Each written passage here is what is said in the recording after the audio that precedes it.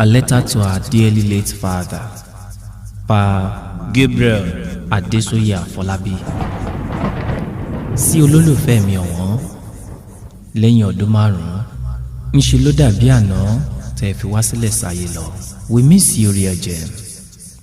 Adesoye. Igi okodo rikodo jojo mi ṣe ewébẹ̀ ọjà. We miss you, real gem. Ọdún rawọ́ lókè, òṣùpá bomi lójú rètérètè. A sọ̀rọ̀ débi ìwárìrì, omi bọ́ lójú àwa. We miss you, real gem. Adesoye. Bàbá mi o, Adesoye mi o, Adesoye mi o, máa sùn re. Gabriel mi o, Adesoye mi o. Bàbá mi ọ̀wọ́n dáadáa kọ́ bí. Bó lajùlé ìsinmi aláyọ̀ ló kú gbẹ̀yìn rẹ.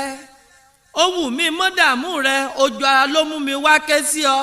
Ìfẹ́ tó o fẹ́ wá ń gbà tó o wà láyé ò kéré rárá. Mọ́ gbọ́rùn sọ̀rùn re, bàbá rere bàbá àgbà.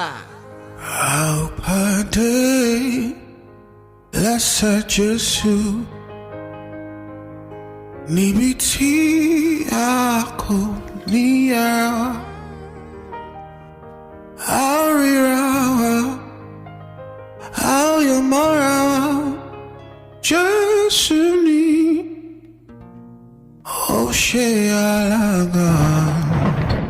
Bàbá mi ọ̀wọ́n, òótọ́ ni kó bà nínú jẹ́, àmọ́ mo mọ̀ pé lẹ́rẹ̀ ló ń gbé sọmọ akin, iwájú ni ó kọjú sí, wẹ̀yìn wò mọ́ gbàgbé àwọn ọmọ.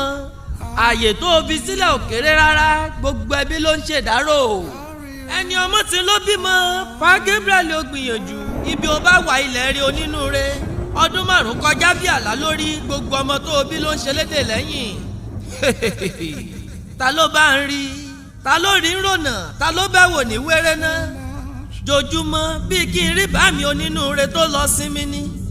Àtẹ̀mí bí kí n r'Adésoyè lójú àlá, bó sojú oorun kí n r'Afolabi, kí n bùrìbùrì lọ́nà báwọn pàdé Gabriel. Ọjọ́ ọba mi sún ọjọ́ ẹ̀rù ló jẹ́. Ó pàjúdé bí ẹni fẹ́ rẹjú, ó ṣe wọ̀ bí ẹni fẹ́ sinmi ni.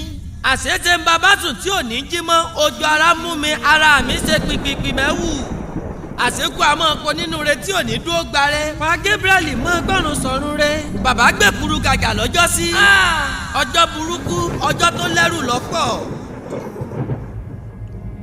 Ẹni tí ó ṣe bí rẹ ò sí bàbá ọmọ, gbogbo lé ní ṣèdárò.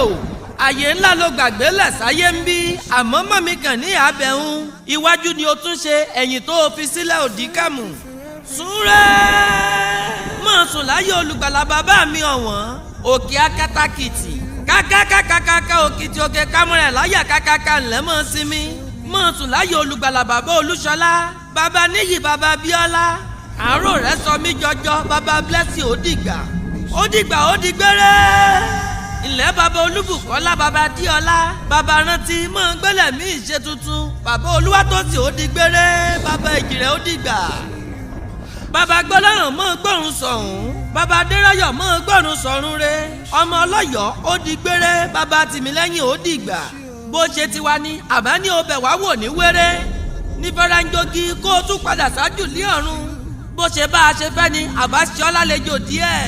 Lẹ́gẹ́lẹ́gẹ́ bíi pàṣán àtòrí olùfí aráyé, ọ̀pá dára kanlẹ̀ òǹkọ̀run onínúure, gbogbo ayé ní ṣèdárò rẹ bàbá Olúṣọlá, ọmọ Ọlọ́yọ̀, òjò pàṣẹkẹrẹmọdé ọmọ Àtìbà ó dìgbà.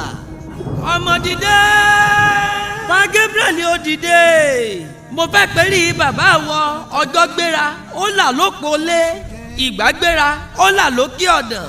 Afolabi abarakoko bí ọta, agídìbejì tí fi gbóná mọ́lé bàbá àbejì. I miss you. Lẹ́ Afolabi ọmọ olúkú ewu, ládìgbòlù òrò ọmọ Àtìbà.